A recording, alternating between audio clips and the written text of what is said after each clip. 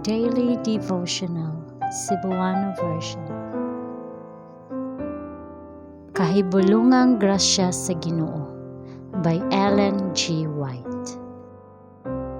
Gisulat sa kasing-kasing, Mayo 9. Apan kini mao ang tugon nga pagabuhaton ko uban sa balay sa Israel sa tapos niadtong mga adlaw, nagaingon si Jehova.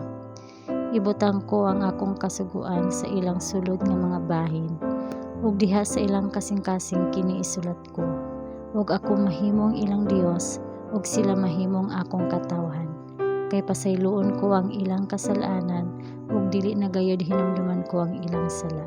Makita sa Jeremias Kapitulo 31, mga bersikulo 33 paingon sa 34. Ang mao nga balaod nga gikulit sa mga papan nga bato, gisulat sa balaang espiritu diha sa mga papan sa kasing-kasing. Imbis nga magpadayon sa pagtukod sa atong kaugalingon nga pagkamatarong, gidawat nato ang pagkamatarong ni Kristo. Ang iyang dugo nagtabon sa atong mga sala. Ang iyang pagkamasulundon gidawat alang kanato. Unya ang kasing-kasing ang gibag-o sa balaang espiritu, magdala og mga bunga sa espiritu.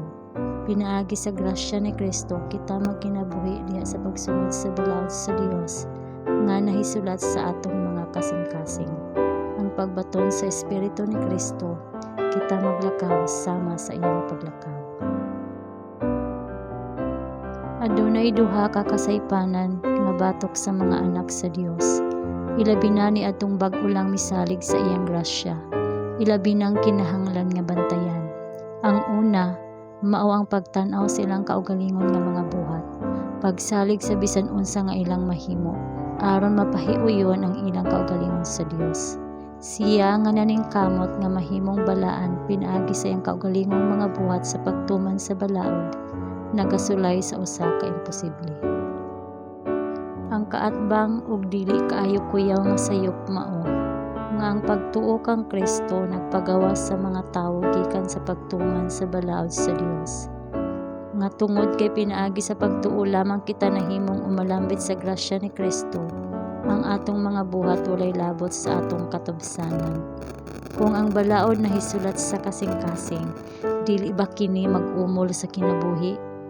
Imbis nga buhian ang tawo gikan sa pagkamasulondon, kini mao ang hugot nga pagtuo, ug hugot nga pagtuo lamang nga naghimo kanato nga umalambit sa grasya ni Kristo, nga makapahimo kanato sa pagkamasulondon.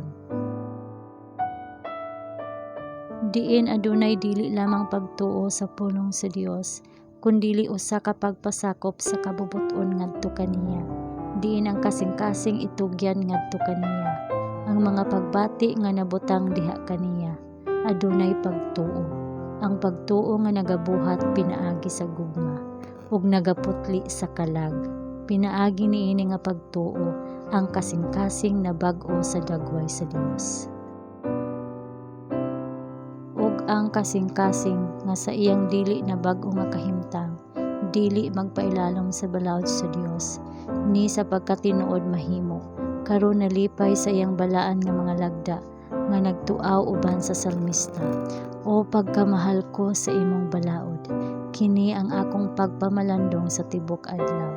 Salmo 119, bersikulo 97. Ug ang pagkamatarong sa kasuguan natuman diha kanato, nga wala maglakaw uyon sa unod, kundili uyon sa espiritu. Roma Kapitulo 8, bersikulo 8.